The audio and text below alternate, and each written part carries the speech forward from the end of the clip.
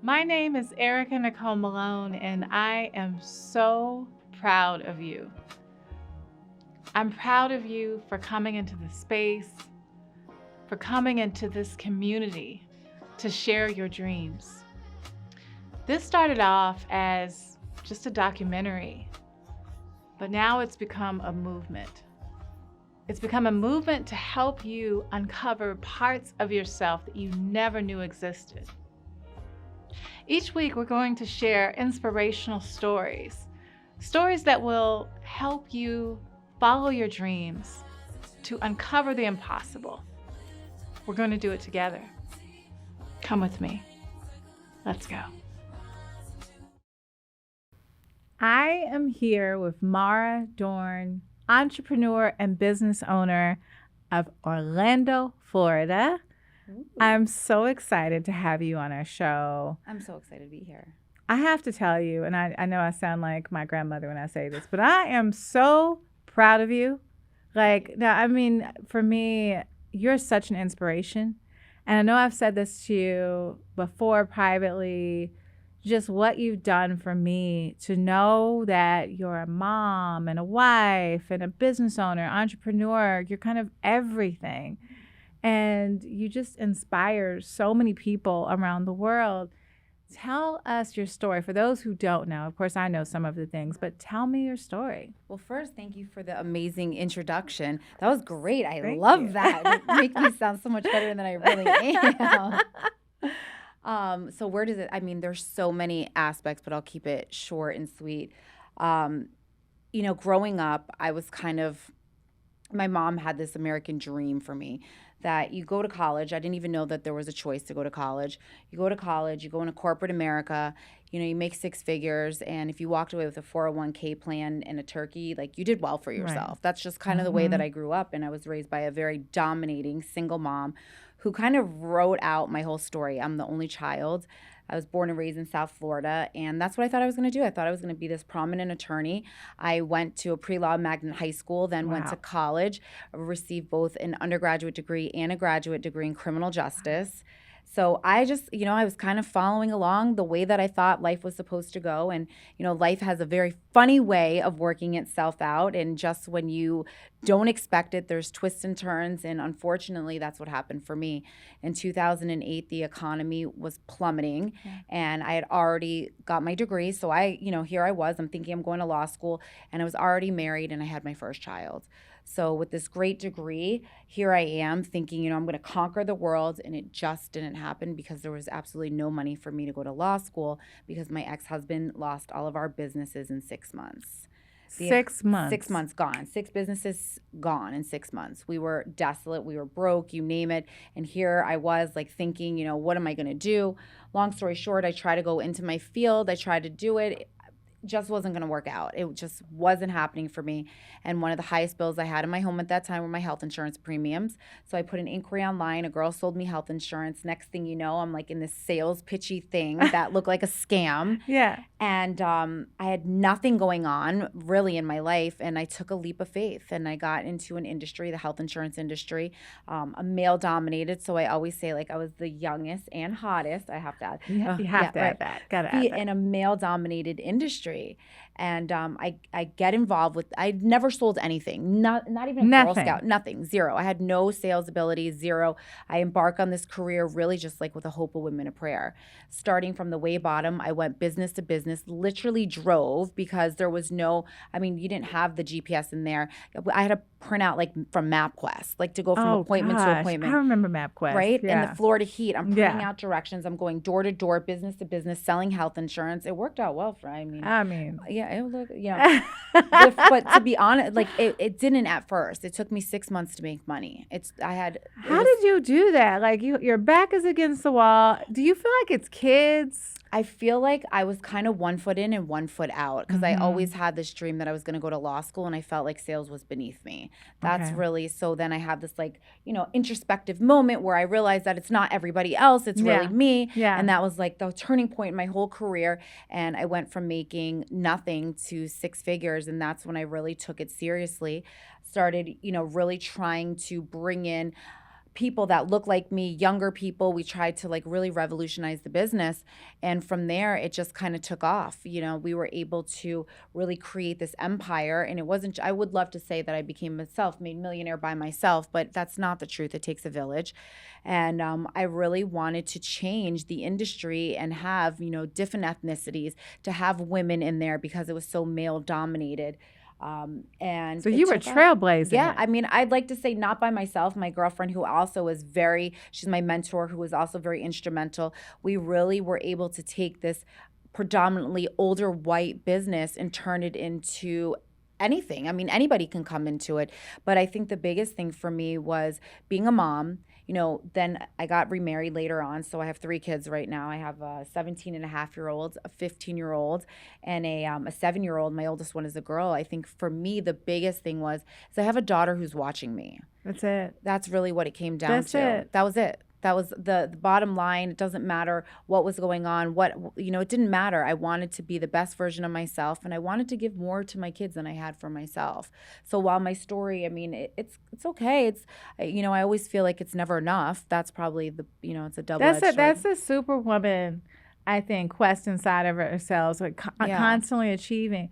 But I just want to take a step back. I mean, the fact that you were a millionaire by the age of 35, you were a mom. You were trying to put your children on your back, rush out, everybody, run a business, having all of that. And I understand what that's like.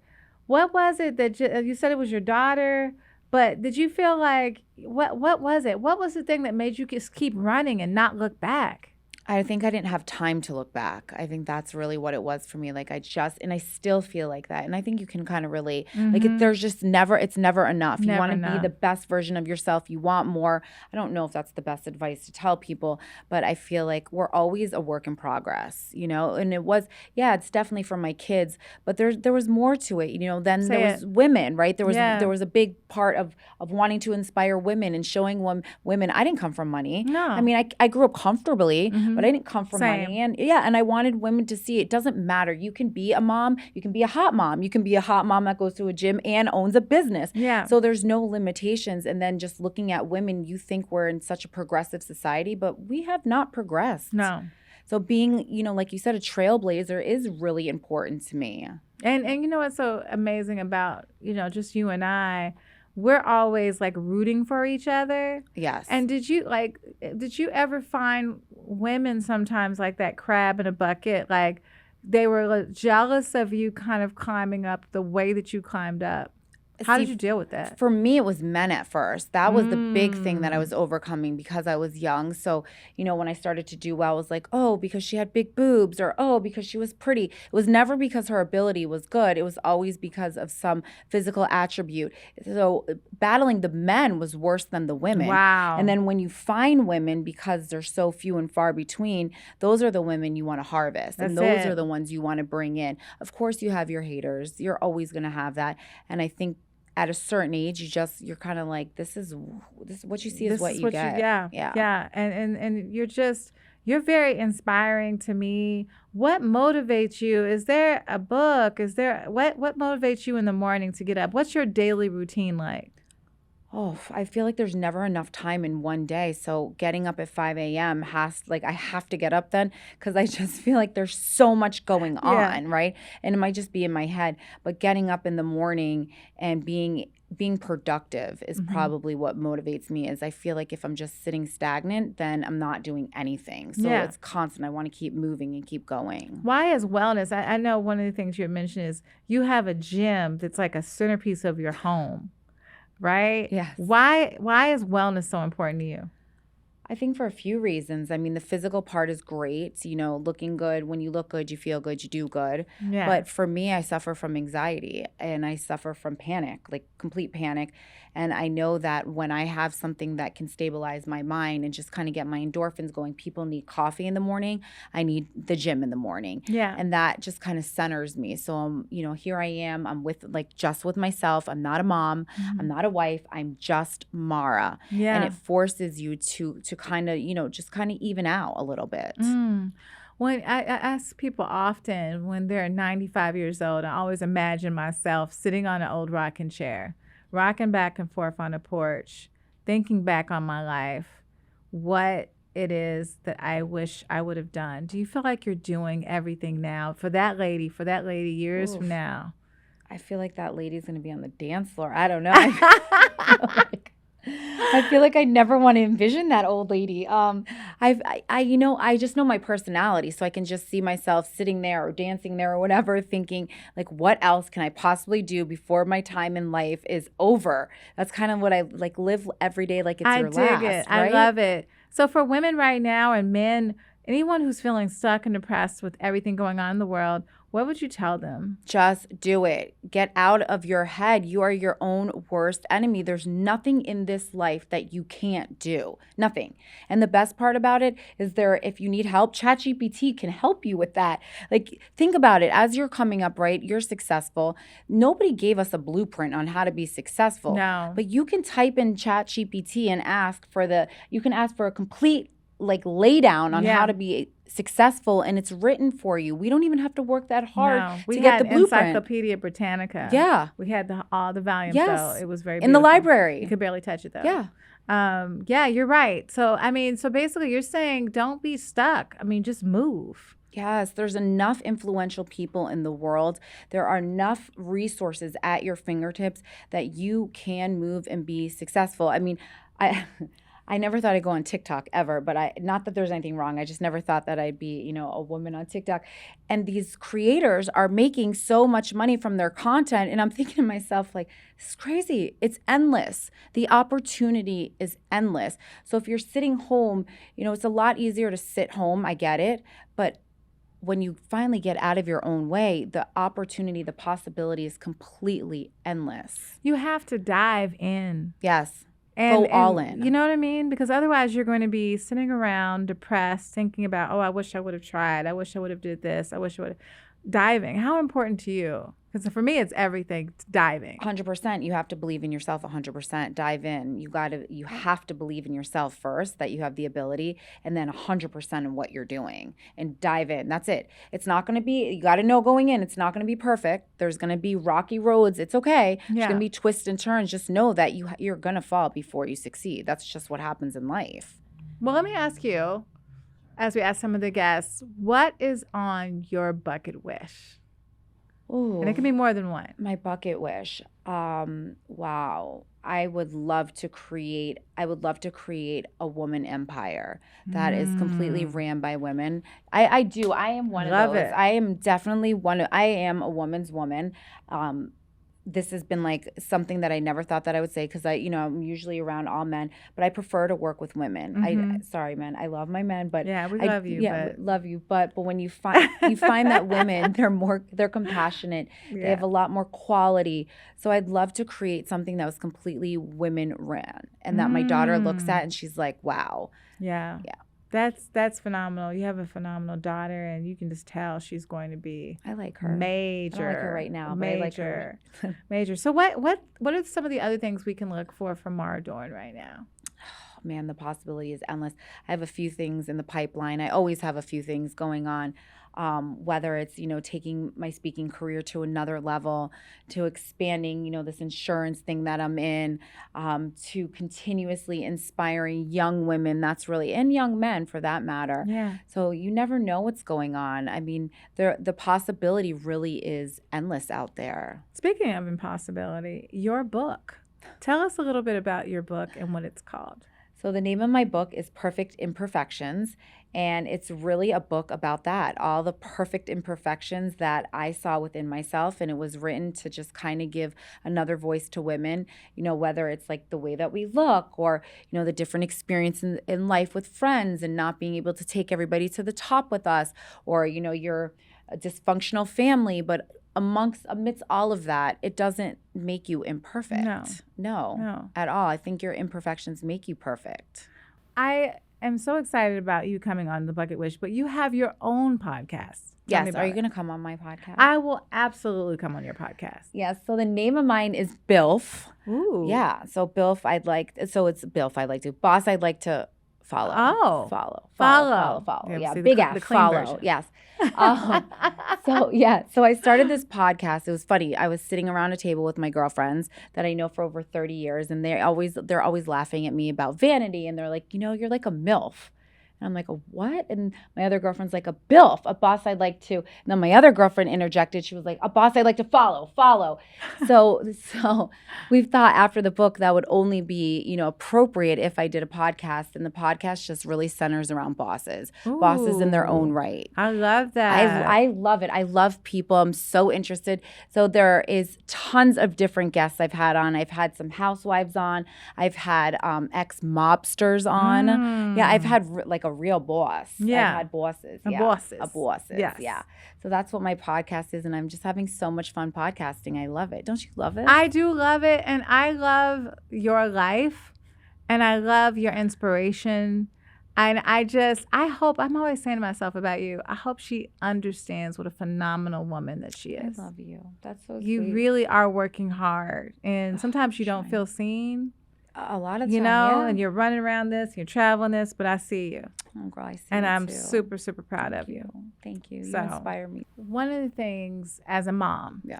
and, with my children, I'm always wanting to support them in their career. And when you're a mom and you're a businesswoman, it's not just about your life, right? You have to, they have a career, they have school, how are you able to balance being a mom and being a businesswoman? And what do you say to women who feel like they can't have it all?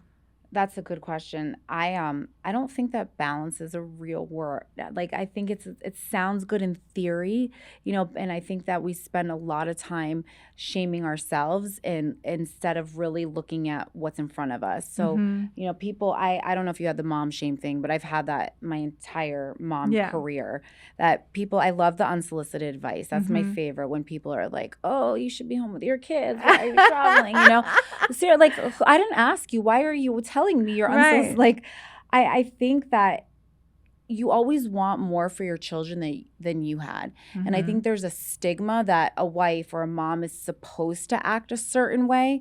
And for me, like, I'm unconventional. That's just who I am, unconventional. And I think that you can be a thriving mom. I think that I know that my kids and I have a great relationship. I talk to them all the time. I know everything about what's going on, not social media, but the internet and FaceTime, all of that stuff keeps me very well connected. So I know, like, you can be a successful mom and a business owner, and they can coexist. And the best part about it is my daughter comes, same with my sons. They come with me to work. They get to travel with me sometimes, and they get to see the bigger picture instead of the cookie cutter life. We don't have a cookie cutter life. No. And I'm not ashamed. I'm definitely not ashamed of it. You have been so inspiring to me about that, because definitely you like, oh, I don't want to miss this and I don't want to miss that. But you definitely, as a mom, have made their lives better than if you hadn't went this direction. And there are things that I had to give up. There were times, I mean, I'm there for I want to be clear, I'm there for all the important things.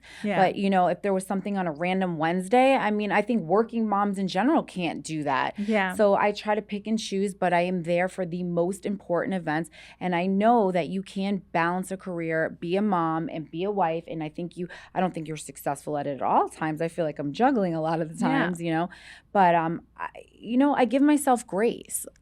You have to. You got to give yourself a little bit of grace and know that, not everything, it's not going to work in perfect motion at the same time. And that's okay. No, it's ebb and flow.